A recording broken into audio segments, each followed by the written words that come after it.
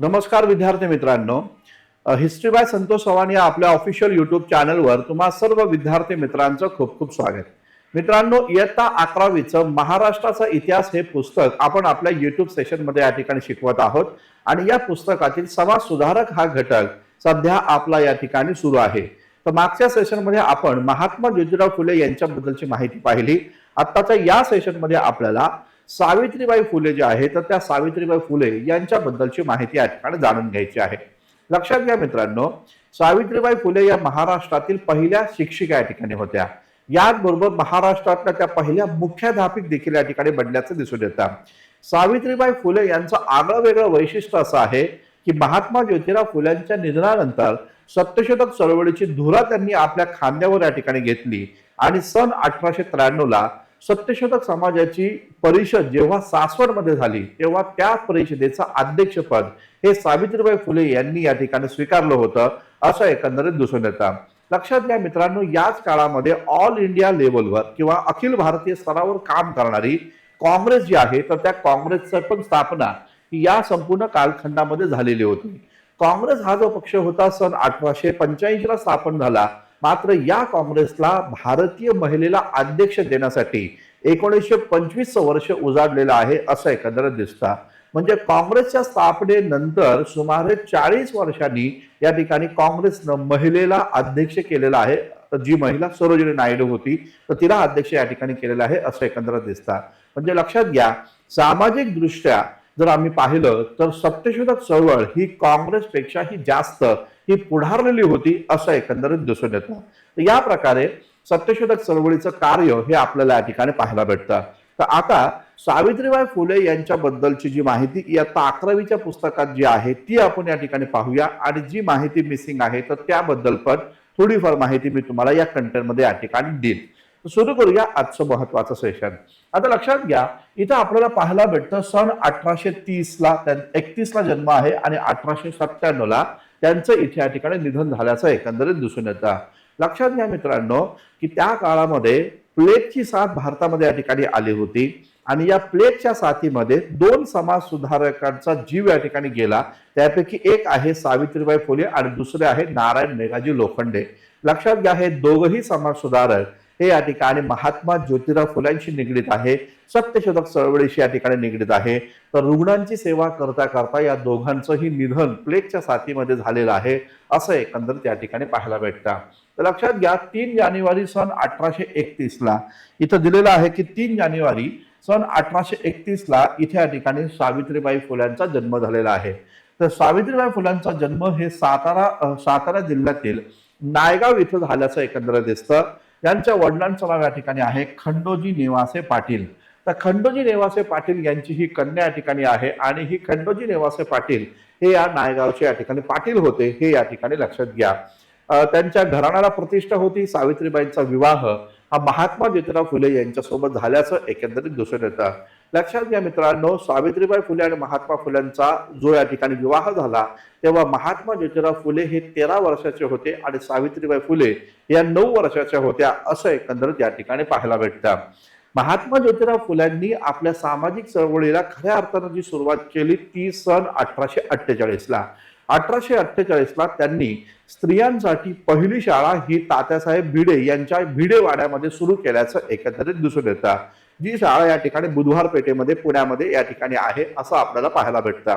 महात्मा ज्योतिराव फुले जेव्हा स्त्रियांची शाळा या ठिकाणी सुरू करत होते तेव्हा प्रस्थापित लोकांनी महात्मा फुल्यांना मोठ्या प्रमाणात विरोध केल्याचं एकंदरीत दिसून येतं.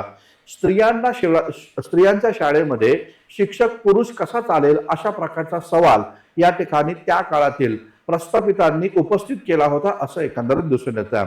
आणि म्हणून मग महात्मा ज्योतिराव फुल्यांना हा निर्णय या ठिकाणी घ्यावा लागला की आपल्या पत्नीला पण आता त्यांना या ठिकाणी शिक्षित करावं लागलं आणि त्या पत्नीच्या माध्यमातून या मुलींना शिक्षित करण्याची भूमिका फुल्यांनी घेतल्याचं एकंदरीत दिसतं. आणि याच माध्यमातून सावित्रीबाई फुले यांना या ठिकाणी महात्मा ज्योतिराव फुले यांनी शिक्षित केलं आणि मग सावित्रीबाई फुले जे आहेत या आपल्या लेकरांना म्हणजेच या ठिकाणी मुलींना ते या ठिकाणी शिक्षण द्यायला ती सुरुवात करताना एकंदरीत दिसून येतं. या प्रकारे सावित्रीबाई फुले ज्या होत्या या महाराष्ट्रातील पहिल्या शिक्षिका म्हणून या ठिकाणी संबोधल्या जातात असं एकंदरीत दिसतं. आता साहजिकच इथं आपल्याला या ठिकाणी पाहायला भेटतं सावित्रीबाई फुल्यांचा हा जो प्रवास होता हा तितकासा सोपा नव्हता. आपल्या सर्वांना माहिती आहे जेव्हा सावित्रीबाई फुले त्या मुलींना शिक्षित करण्यासाठी जात होते तेव्हा या ठिकाणी प्रस्थापित लोक सावित्रीबाई फुल्यांच्या अंगावर शेण टाकत होते, चिखल फेकत होते, त्यांना दगडांचा मारा देखील सहन करावा लागला होता असं एकंदरीत दिसतं. तरी देखील महत् प्रयासानं महत् यातना सहन करून सावित्रीबाई फुल्यांनी आपलं जे कार्य आहे ते निष्ठेनं पूर्ण केल्याचं एकंदरीत दिसतं. आज जर सावित्री नसती तर कदाचित या ठिकाणी आपल्याला हे म्हणता येऊ शकतं की या ठिकाणी जर आज सावित्री नसती तर सावित्रीच्या लेखी देखील या ठिकाणी शिक्षित झाल्या नसता. या प्रकारे सावित्रीबाईंनी अतोनात यातना सहन करून या देशातील मुलींना शिक्षित करण्याचं कार्य इथे या ठिकाणी केल्याचं पाहायला भेटतं. इथं दिलेलं आहे तेच दिलेलं आहे की सावित्रीबाईंना खूप जास्त अपमान सहन करावा लागला, निंदा नालस्ती सहन करावी लागली, अंगावर त्यांच्या शेण टाकलं गेलं, चिखलफेक त्यांच्यावर या ठिकाणी झाली, तरी सावित्रीबाई फुल्यांनी हे कार्य पुढे नेल्याचं एकंदरीत या ठिकाणी पाहायला भेटतं. पुढे इथं म्हणलेलं आहे की महात्मा ज्योतिराव फुल्यांनी बाल हत्या प्रतिबंधक गृह आपल्या राहत्या घरीच सुरू केलेलं आहे असं एकंदरीत दिसतं. आता लक्षात घ्या हे बाल हत्या प्रतिबंधक गृह जे सुरू केलं ते साधारणतः 1863च्या दरम्यान. आता काय होती यामागची पार्श्वभूमी ती थोडक्यामध्ये आपण या ठिकाणी समजून घेऊया. लक्षात घ्या त्या काळामध्ये सती प्रथाचा कायदा मुंबई प्रांतामध्ये बनला होता. 1830ला सती प्रथा प्रतिबंधक कायदा बनला होता. सती जाणं हे कायदेशीर या ठिकाणी बंद झालं होतं. जर सती स्त्री गेली नाही तर त्या स्त्रीला विधवेचं जीवन या ठिकाणी संपूर्ण जीवनभर या ठिकाणी जगावं लागत होतं. आता या काळामध्ये होत काय होतं की उच्चवर्णीय स्त्रियाच या ठिकाणी सती जात होत्या आणि ज्या सतीचा कायदा बनल्यानंतर त्या स्त्रिया आता विधवा म्हणून जीवन जगू लागल्याचं एकंदरीत दिसतं. तर त्यांच्या कुटुंबातील व्यक्तींकडूनच त्यांच्यावर त्या विधवांवर अन्याय या ठिकाणी होत होता. त्यांची या ठिकाणी अबूर लुटली जात होती आणि मग विधवा असतानाही गरोदर त्या झाल्यामुळं ते आपलं जीवन संपवत होते. अशा खूप साऱ्या स्त्रिया त्या संपूर्ण कालखंडामध्ये आत्महत्या करत होत्या असं फुल्यांच्या निदर्शनामध्ये आलं. तेव्हा महात्मा फुल्यांनी यामागचं नेमकं कारण काय आहे ते शोधून काढलं आणि या महात्मा ज्योतिराव फुल्यांनी या संपूर्ण कालखंडामध्ये आपल्या राहत्या घरी या प्रकारे बाल हत्या प्रतिबंधक गृह या ठिकाणी सुरू केलेलं आहे असं एकंदरीत दिसतं. विधवांसाठी पत्रकं वाटले गेली, भिंतींवर भित्ती पत्रकं या ठिकाणी चिकटवले गेले, लिखाण केलं गेलं आणि त्यामध्ये भूमिका अशी मांडली की विधवांनो तुम्ही जरी गरोदर झाला असला तरी आत्महत्या करू नका, आमच्या या बाल हत्या प्रतिबंधक गृहामध्ये या, बाळंतीण व्हा, तुम्हाला जर मुलगा या ठिकाणी हवं असेल तर ते घेऊन जा, अन्यथा इथंच या ठिकाणी ठेवा, आम्ही त्या मुलाचा सांभाळ या ठिकाणी करेल. या प्रकारची भूमिका सावित्रीबाई फुले आणि महात्मा ज्योतिराव फुले या दोघांनी घेतली होती हे या ठिकाणी लक्षात घ्या सावित्रीबाई फुले आणि महात्मा ज्योतिराव फुले यांना मुलबाळ नव्हतं तर दुसऱ्यांची मुलं या पद्धतीनं त्यांनी वाढवलेली आहे.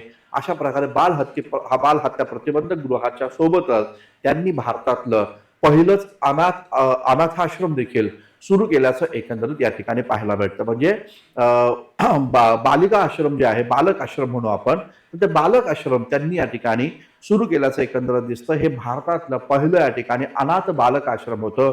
हा एक मुद्दा या ठिकाणी लक्षात घ्या. म्हणजे सावित्रीबाई फुले आणि महात्मा ज्योतिराव फुले भारतातलं पहिलं बाल हत्या प्रतिबंधक गृह सुरू करतात आणि त्याच्यासोबत भारतातलं पहिलं अनाथ बालक आश्रम या ठिकाणी सुरू करतायत असं एकंदरीत या ठिकाणी पाहायला भेटतं. तर इथं आपल्याला दिसतं इथं बनलेलं आहे अनाथ मुलांच्या त्या माऊली या ठिकाणी बनलेल्या आहेत हे या ठिकाणी आहे. आपल्या सर्वांना माहिती आहे काशीबाई ही या ठिकाणी ब्राह्मण समाजातील एक स्त्री, तिच्यावर देखील या प्रकारचा अतिप्रसंग या ठिकाणी झाला. जी विधवा होती ती गरोदर राहिली. त्यानंतर त्या काशीबाई ती जेव्हा विहिरीवर जीव देण्यासाठी गेली तेव्हा महात्मा फुल्यांनी तिला अडवलं आणि या अनाथ बालक आश्रम मध्ये घेऊन त्यांना आले आणि मग इथं त्यांची प्रसूती या ठिकाणी झाली आणि त्यांच्याच मुलाला महात्मा ज्योतिराव फुले आणि सावित्रीबाई फुले यांनी या ठिकाणी वाढवलं, मोठं केलं, डॉक्टर बनवलं. त्याचं नाव या ठिकाणी होतं यशवंत. तर लक्षात घ्या या यशवंताचं पण निधन झालेलं आहे 1897ला. लक्षात घ्या, यशवंतांनी डॉक्टर झाल्यानंतर तिथे या ठिकाणी एक दवाखाना सुरू केला होता आणि त्या दवाखान्यामध्ये प्लेगच्या साथीनं प्लेगची साथ ज्याला जडलेली आहे अशा प्रकारच्या रोगाचे उपचार करता करता यशवंताचं निधन झाल्याचं देखील या ठिकाणी पाहायला भेटतं. सांगायचं तात्पर्य काय की महात्मा ज्योतिराव फुले सावित्रीबाई फुले यांनी एका ब्राह्मण स्त्रीचा मुलगा या ठिकाणी दत्तक घेतला आणि त्या मुलाला त्यांनी मोठं केलं, डॉक्टर या ठिकाणी बनवलं आणि त्या प्रकारे आपल्या सामाजिक चळवळीमध्ये देखील त्या मुलाला या ठिकाणी घेतलं होतं असं एकंदरीत या ठिकाणी पाहायला भेटतं. पुढे इथं म्हटलेलं आहे की महाराष्ट्राच्या स्त्री विषयक चळवळीतील अग्रगण्य त्या नेत्या होत्या, त्याचबरोबर प्रौढ शिक्षणाचा पुरस्कर्त्या त्या ठिकाणी होत्या. आपल्या सर्वांना माहिती असेल की सावित्रीबाई फुले ज्या होत्या त्या रात्र शाळा देखील या ठिकाणी चालवत होत्या, कारण त्या काळामध्ये जो बहुजन समाज होता, दबलेला पिचलेला समाज जो होता, तर स्त्री आणि पुरुष दोघंही काम या ठिकाणी करत होते. दिवसा ते काम करत होते आणि रात्री महात्मा फुले आणि सावित्रीबाई फुल्यांच्या रात्र शाळेमध्ये ते या ठिकाणी येत होते आणि अशा प्रकारे प्रौढ लोकांना देखील साक्षर करण्याचं कार्य इथे या ठिकाणी सावित्रीबाई फुल्यांनी केल्याचं एकंदरीत या ठिकाणी दिसतं.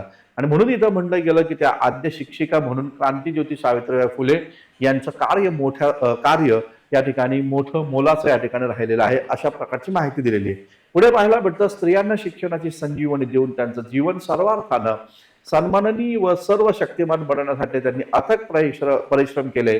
आधी केले मग सांगितले ही भूमिका त्यांच्या जीवन कार्यामध्ये होती. हा एक महत्वाचा मुद्दा या ठिकाणी लक्षात घ्या. महिला सेवा मंडळ आपल्या पुस्तकामध्ये नाहीये, मात्र महिला सेवा मंडळाची स्थापना ही सावित्रीबाई फुल्यांनी केल्याचं एकंदरीत या ठिकाणी दिसतं. आणि या महिला सेवा मंडळाच्या माध्यमातून सावित्रीबाई फुले ज्या होत्या त्यांनी या ठिकाणी विविध जाती धर्मातल्या स्त्रियांना एकत्र या ठिकाणी केलं आणि तिथं सामाजिक समानता, बंधुभाव याचे धडे त्यांना दिलेले आहे असं एकंदरीत दिसतं. लक्षात घ्या, महिला सेवा मंडळ जे आहे तर त्या महिला सेवा मंडळाची त्यांनी या ठिकाणी स्थापना केल्याचं एकंदरीत या ठिकाणी पाहायला भेटतं. महिला सेवा मंडळ हे या ठिकाणी सावित्रीबाई फुल्यांनी सुरू केलेलं होतं असं एकंदरीत दिसतं. आणि इथं म्हटलेलं आहे की सावित्रीबाई फुल्यांनी हे शिक्षणाचं काम करत असताना त्यांनी विना वेतन शिक्षणाचं कार्य केलेलं आहे असं एकंदरीत दिसतं. तर हा खूप महत्वाचा मुद्दा आहे की लक्षात घ्या, विना वेतन त्यांनी काम केलं आहे. कसल्याही प्रकारची अपेक्षा न ठेवता की जे विद्यार्थ्यांना ते शिकवत होते त्यांच्याकडनं त्यांना 2 रुपये देखील मिळत नव्हते, तर विना वेतन त्यांनी या प्रकारे शिक्षणाचं पवित्र कार्य केल्याचं या ठिकाणी पाहायला भेटतं. पुढे आपल्याला पाहायला भेटतं की इयत्ता 11वीच्या या पुस्तकामध्ये अजून काय माहिती दिलेली आहे. इथं म्हणलेलं आहे सावित्रीबाईंचा जन्मदिवस जो 3 जानेवारी आहे, तर हा दिवस महाराष्ट्रामध्ये या ठिकाणी बालिका दिन म्हणून साजरा केला जातो. या प्रकारची माहिती या ठिकाणी दिलेली आहे. लक्षात घ्या, परीक्षेच्या दृष्टिकोनातून जर आपण विचार केला तर या मुद्द्यावर तुम्हाला प्रश्न विचारले जाऊ शकतात. ते म्हणजे सावित्रीबाई फुले या कवयित्री देखील या ठिकाणी होत्या. त्यांनी त्यांच्या जीवन कार्यामध्ये काव्य फुले आणि 52 कशी सुबोध रत्नाकर, तर 52 कशी सुबोध रत्नाकर हे 2 महत्वाचे काव्य संग्रह लिहिल्याचं एकंदर दिसतं. आणि या काव्य संग्रहातून समाज प्रबोधन करण्याचं कार्य त्यांनी या ठिकाणी केल्याचं एकंदरीत पाहायला भेटतं. याचबरोबर महात्मा ज्योतिराव फुल्यांनी लिहिलेली जी निवडक पत्र आहे ते निवडक पत्र देखील सावित्रीबाई फुले इथे या ठिकाणी संपादित करतायत असं एकंदरीत पाहायला भेटतं. तर आपल्याला सर्वांना माहिती आहे की महात्मा ज्योतिराव फुल्यांना त्यांच्या उतार वयामध्ये अर्धांग वायू झाला होता आणि त्यानंतर महात्मा ज्योतिराव फुल्यांचं 1890ला निधन झाल्याचं एकंदरीत दिसतं. महात्मा फुल्यांना जेव्हा अर्धांग वायू झाला होता तेव्हा महात्मा ज्योतिराव फुले सार्वजनिक सत्यधर्म या ग्रंथाचं लिखाण करत होते. हे ग्रंथ जो आहे अर्धवट झाला होता तेव्हा महात्मा फुल्यांना अर्धांग वायू झाला. मग महात्मा ज्योतिराव फुल्यांनी आपल्या डाव्या हातानं या प्रकारे सार्वजनिक सत्यधर्म हा ग्रंथ पूर्ण केल्याचं एकंदरीत दिसतं. तर लक्षात घ्या, महात्मा फुल्यांचं निधन 1890ला होतं आणि 1891ला सावित्रीबाई फुले आणि त्यांचा मुलगा यशवंत हे दोघंही या ठिकाणी या सार्वजनिक सत्यधर्म या ग्रंथाचं प्रकाशन 1891ला या ठिकाणी करतायत असं दिसतं. म्हणजे फुल्यांच्या निधनानंतर प्रकाशित होणारा ग्रंथ त्यांचा कोणता आहे, तर त्याचं उत्तर आहे सार्वजनिक सत्यधर्म. तर हा महत्वाचा मुद्दा या ठिकाणी लक्षात घ्या. जसं की मी तुम्हाला सुरुवातीलाच या ठिकाणी सांगितलं की सावित्रीबाई फुल्यांनी सत्यशोधक चळवळीची धुरा महात्मा फुल्यांच्या निधनानंतर आपल्या खांद्यावर या ठिकाणी घेतली. आणि लक्षात घ्या, सन 1893ला सासवड या ठिकाणी सासवड हे जे ठिकाण आहे तर त्या सासवड या ठिकाणी जेव्हा सत्यशोधक चळवळीचं अधिवेशन परिषद भरवली गेली, त्या परिषदेच्या अध्यक्षा या ठिकाणी सावित्रीबाई फुले बनल्याचं एकंदरीत या ठिकाणी दिसून येतं. म्हणजे मला हे तुम्हाला सांगायचं आहे की काँग्रेस जी आहे ही काँग्रेस 40 वर्षानंतर एका महिलेला अध्यक्ष बनवतं.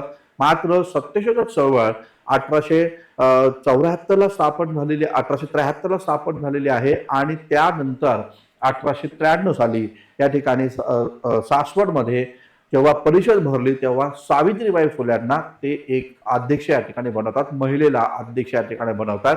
तर या प्रकारे सत्यशोधक चळवळ हा किती पुढारलेला होता या प्रकारची आपल्याला या ठिकाणी माहिती इथे या ठिकाणी मिळून जाते.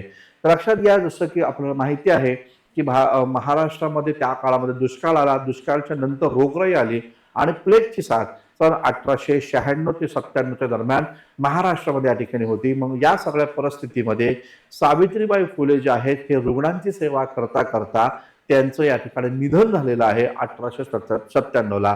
तर लक्षात घ्या, समाज सुधारकांमध्ये 2 समाज सुधारक आहे की ज्या समाज सुधारकांचं प्लेगच्या साथीमध्ये निधन झालेलं आहे रुग्णांची सेवा करता करता. एक आहे सावित्रीबाई फुले आणि दुसरे आहे ते म्हणजे नारायण मेघाजी लोखंडे. मित्रांनो, या प्रकारे सावित्रीबाई फुल्यांचं निधन हे या ठिकाणी प्लेगच्या साथीमध्ये 10 मार्च सन 1897 झाल्याची माहिती या ठिकाणी मिळते. तर जी माहिती इयत्ता 11वीच्या पुस्तकात आहे ती माहिती मी तुम्हाला इथे या ठिकाणी सावित्रीबाई फुल्यांबद्दल सांगितलेली आहे. सावित्रीबाई फुल्यांबद्दलची डिटेल्स माहिती आपल्या बॅचमध्ये उपलब्ध आहे. जे विद्यार्थी आगामी स्पर्धा परीक्षेची तयारी करतात त्या विद्यार्थ्यांनी हिस्ट्री बाय संतोष चव्हाण हे ऍप्लिकेशन जरूर या ठिकाणी डाउनलोड करा आणि ते ऍप जरूर या ठिकाणी पहा. तर मित्रांनो, थांबूया आपण. धन्यवाद. Thank you very much.